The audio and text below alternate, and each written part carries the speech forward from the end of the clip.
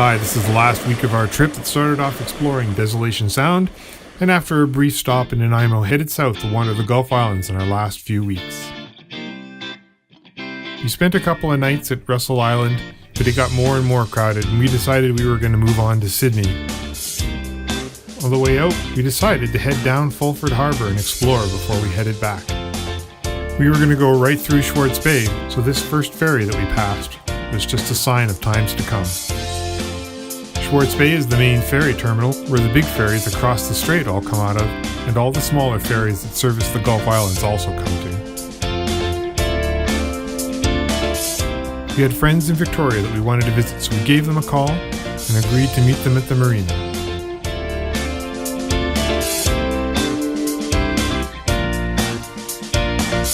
We needed to pass across the bow of this ferry, but decided to wisely just wait till he passed and then come across his stern.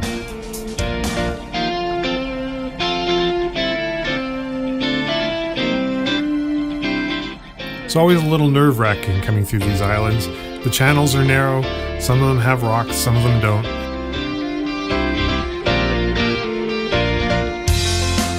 We always have our paper charts out, and our electronic charts, but I don't trust them as much ever since they showed an island in the middle of the strait that wasn't there.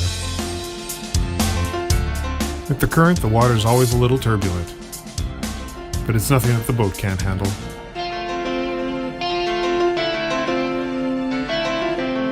We'd called ahead and reserved a spot at the Sydney Marina.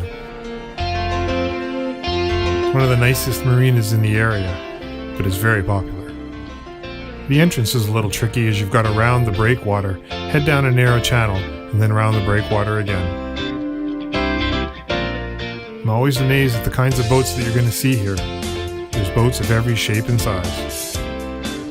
Finding your slip is always a bit of a guessing game. You have to keep your eye out for the little blue signs on the posts, and then try and figure out if you're on the left or right side. We knew we wanted a port side tie stern in, so I backed down the slipway and managed to get the boat tucked in safely.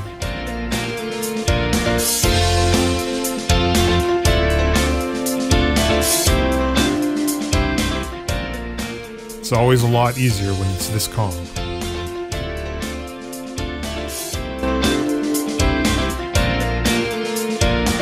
The facilities are so nice, we decided to take up all the available laundry machines and do a whole lot of laundry while we were there.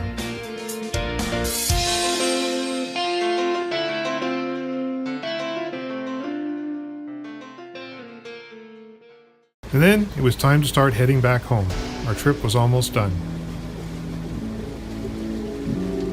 We went through John's Passage, which has that island that I had mentioned earlier. It appears on the charts, but it doesn't actually exist. The winds were up and down all day, and we were traveling the main passage that all the ferries did. So we had the sails up occasionally, the sails down occasionally, and basically just spent the day negotiating the traffic.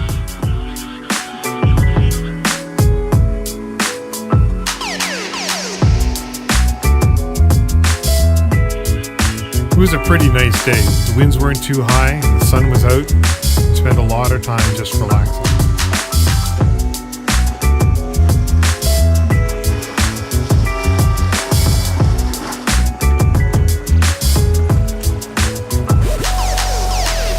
One of the phenomena you often see are tide lines. They're lines that stretch across the water of foam and debris from where the tide has started to change. And did I mention we saw an awful lot of ferries that day?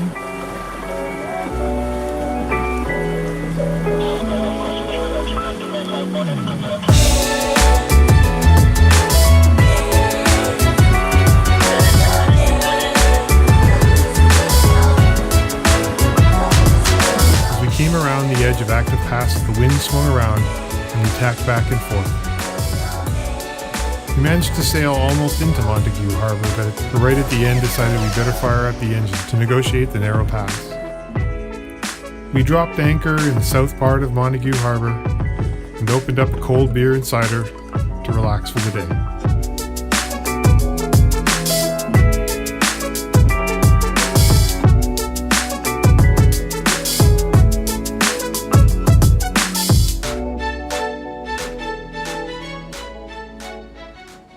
One of the things on my chore list was a slow leak in the dinghy, so I spent about 45 minutes with a little spray bottle full of soap water trying to find it.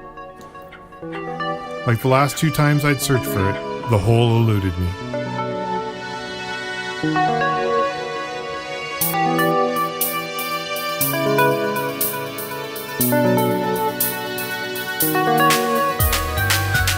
We spent some time at the Montague Harbor Marina walking around, and then headed over to the park in the dinghy to explore the shoreline there.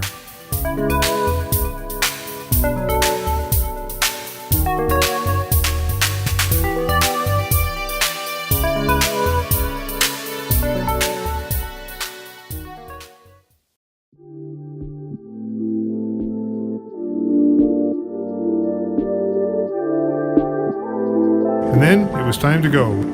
We had a couple more days on the boat before the cruise was over, and we wanted to spend some time in Nanaimo. So we pulled up anchor and headed out.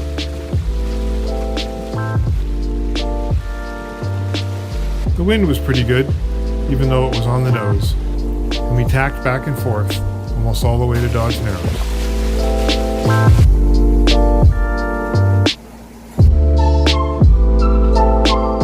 We had thought of spending the last couple of nights in the harbor, but the wind prediction was pretty high and decided, well, we would just head back to our slip at Stones.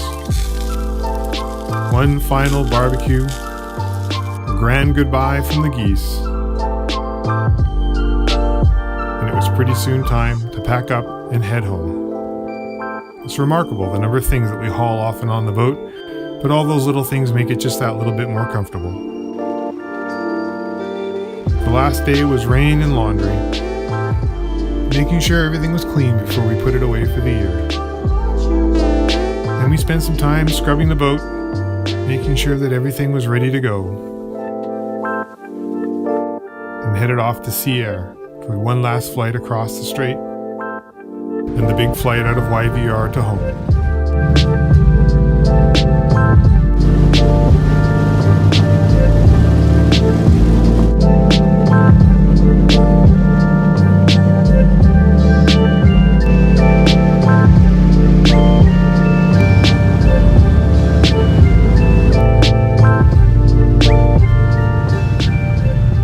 Pretty much winds up our trip that year. I did manage to go back in October, although I didn't get very much footage. I hope you enjoyed our little holiday, because we certainly did.